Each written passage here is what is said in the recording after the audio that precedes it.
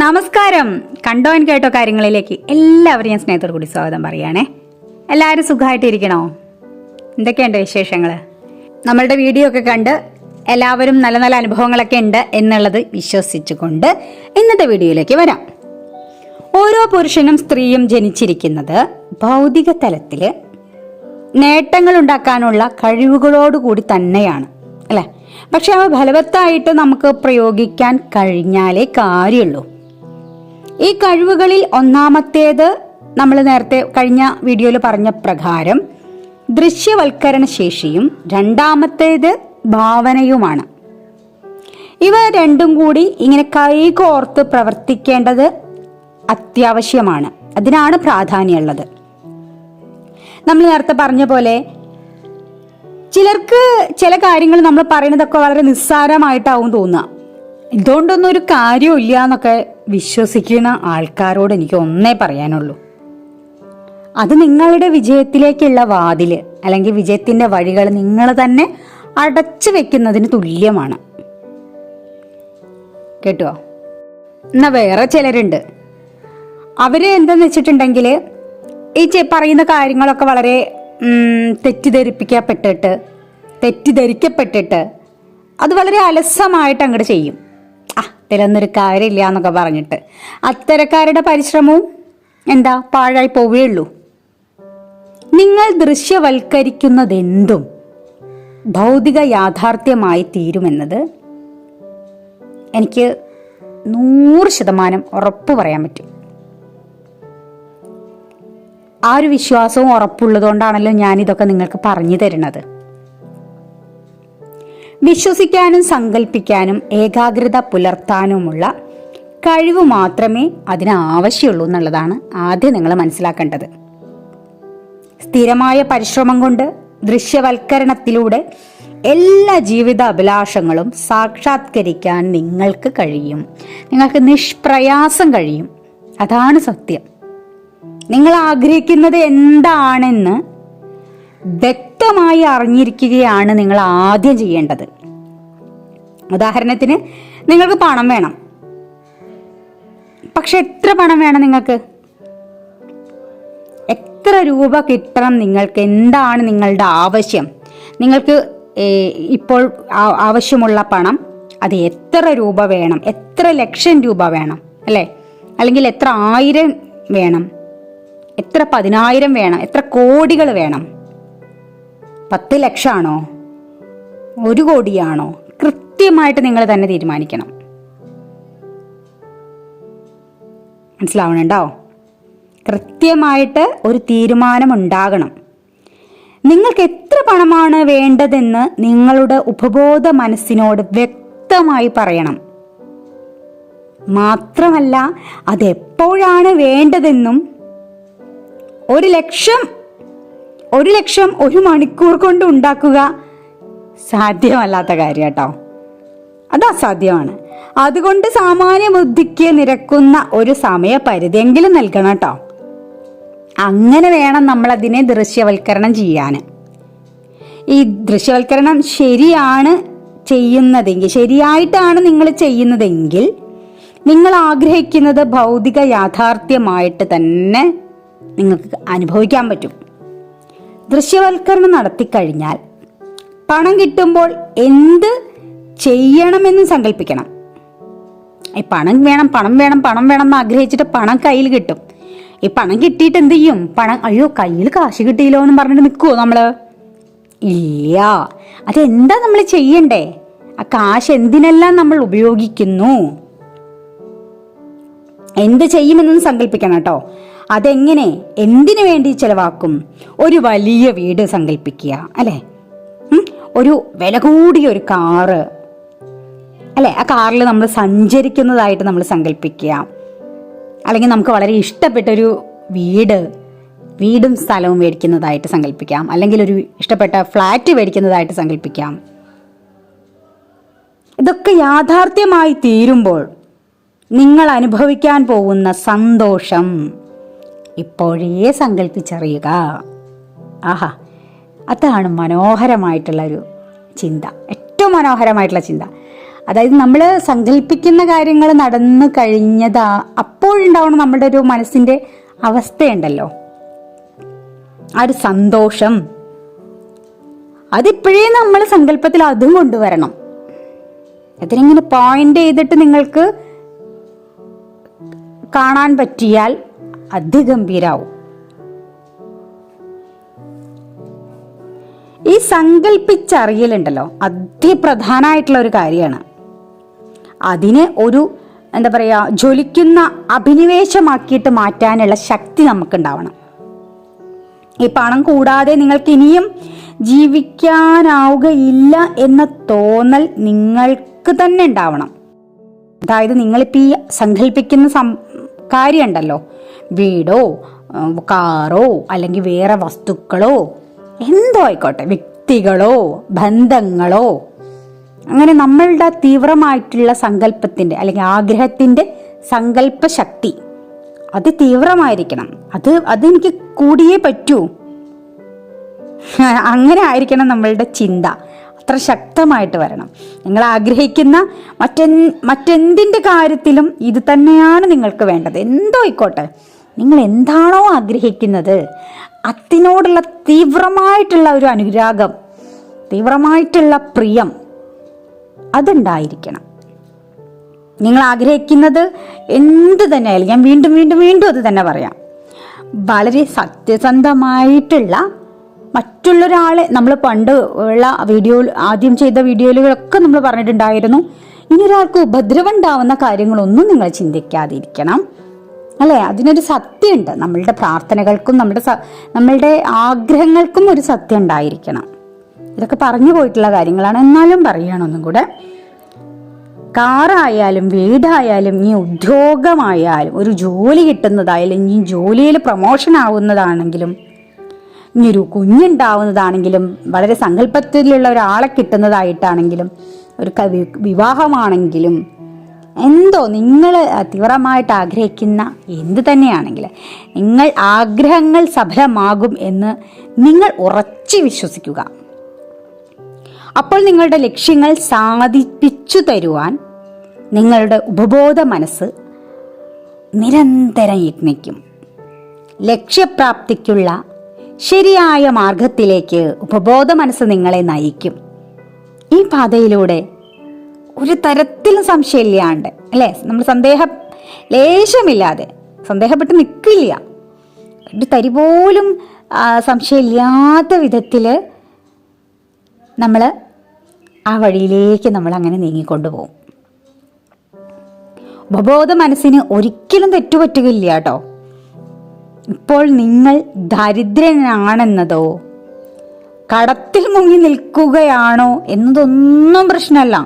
നിങ്ങളുടെ ഇപ്പോഴത്തെ അവസ്ഥ, ഒരു കാര്യം ഇല്ലാതിരിക്കണ ആളാണ് ഒരു കാര്യം നമുക്ക് ഇല്ലാത്തതിനെയാണ് നമ്മൾ ആഗ്രഹിക്കുക. അതായത് ഇപ്പോൾ എനിക്കൊരു വീടില്ലാത്ത ഒരാളാണെങ്കിൽ എനിക്കൊരു വീട് വേണമെന്ന് ആഗ്രഹിക്കും, അല്ലേ?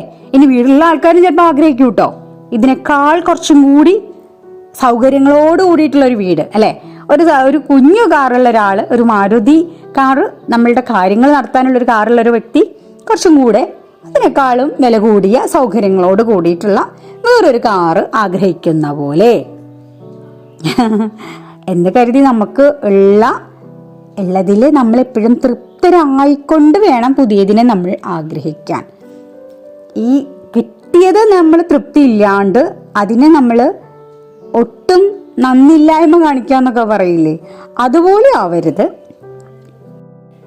ഇപ്പോൾ നിങ്ങൾക്കുള്ളതിനെ എല്ലാം എന്തൊക്കെ നിങ്ങൾ അനുഭവിക്കുന്നുണ്ടോ, ഇപ്പോൾ നിങ്ങൾക്കുള്ള എല്ലാ നല്ല അനുഭവങ്ങൾക്കും ചീത്ത അനുഭവങ്ങളായാലും നിങ്ങളുടെ ഈ ജീവിതം, ഇപ്പം നിങ്ങൾ അനുഭവിക്കുന്ന ജീവിതത്തിൽ പൂർണ്ണമായിട്ട് നന്ദിയുള്ളവരായിത്തീരണം. ഇപ്പോഴുള്ളവയെ കൃതജ്ഞതയോടുകൂടി സ്വീകരിച്ചു കഴിഞ്ഞാലേ കൂടുതൽ നല്ലതൊക്കെ നിങ്ങളിലേക്ക് വന്നു ചേരുകയുള്ളൂ. മനസ്സിലെ നിഷേധ ചിന്തകൾ, അത് നടക്കില്ല, ഇത് നടക്കില്ല, ഇത് ശരിയാവില്ല എന്നുള്ള ചിന്തകൾ അതെല്ലാം അങ്ങോട്ട് മാറ്റിവെക്കുക. നമ്മളെപ്പോഴും പേടിച്ചുകൊണ്ടിരിക്കുകയാണെന്നുണ്ടെങ്കിൽ ആ പേടിക്കുന്ന കാര്യങ്ങളാണ് ആദ്യം നടക്കാനുള്ള സാധ്യത. പരാജയ ബോധമാണ് പരാജയത്തെ ക്ഷണിച്ചു വരുത്തുന്നത്. ദാരിദ്ര്യത്തെക്കുറിച്ച് ചിന്തിക്കുന്നവരെ സമ്പന്നരാക്കാൻ ഒരു ശക്തിക്കും കഴിയുകയില്ല. ദാരിദ്ര്യത്തിലിരിക്കുന്ന ഒരാള് ഏത് സമയത്തും ഈ പരാതിയും പരിഭവവും ഇല്ലായ്മയും വല്ലായ്മയും മാത്രം പറഞ്ഞുകൊണ്ട് മുന്നോട്ട് പോവുകയാണെങ്കിൽ നമ്മൾക്ക് അതിനുള്ള സാഹചര്യങ്ങളാണ് കൂടുതൽ വരിക.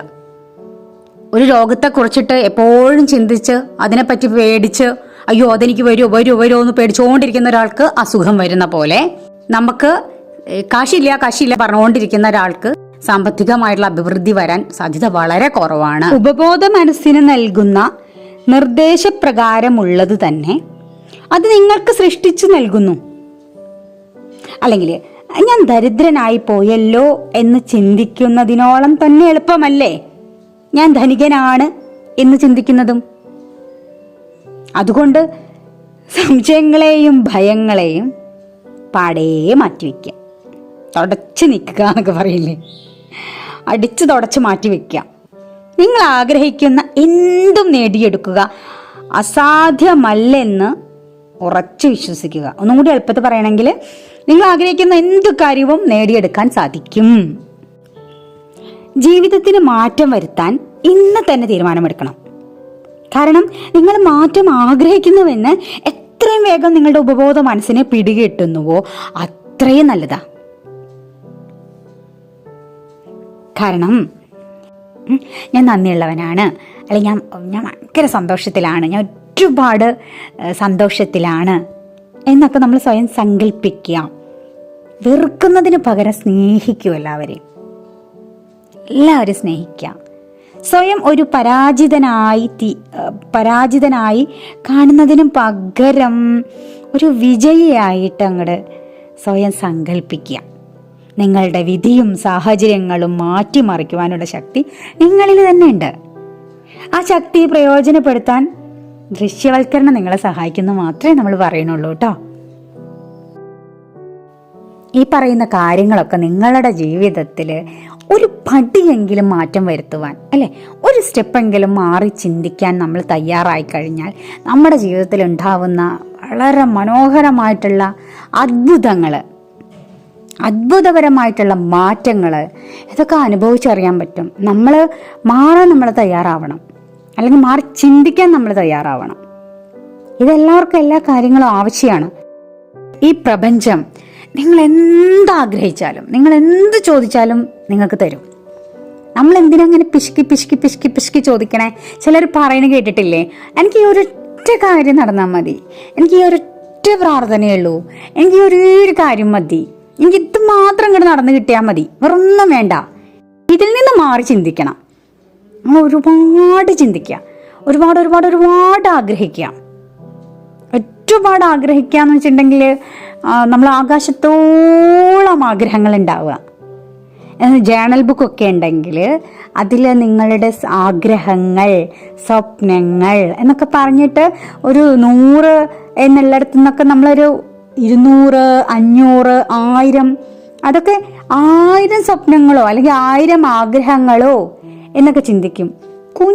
കുഞ്ഞു ആഗ്രഹങ്ങൾ, ഒരു മുട്ടു സൂചിയുടെ വലിപ്പമുള്ള ആഗ്രഹങ്ങളൊക്കെ എഴുതി തുടങ്ങി നമുക്കങ്ങ് ആകാശത്തോളം വലിപ്പത്തിലുള്ള ആഗ്രഹങ്ങളിലേക്കും എഴുതാൻ പറ്റും. നമുക്ക് ആഗ്രഹങ്ങളെ നമ്മൾ എത്രോണ്ട്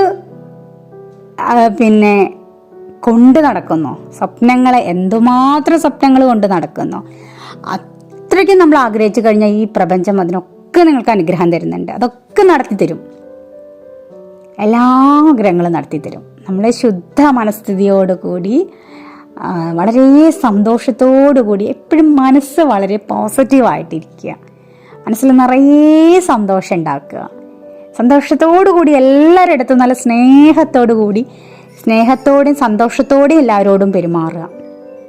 നിറയെ നിങ്ങളുടെ ആഗ്രഹങ്ങൾ നടക്കാനുള്ള എല്ലാ അനുഗ്രഹങ്ങളും ഈ പ്രപഞ്ച ശക്തി നിങ്ങൾക്ക് തരുന്നുണ്ട്.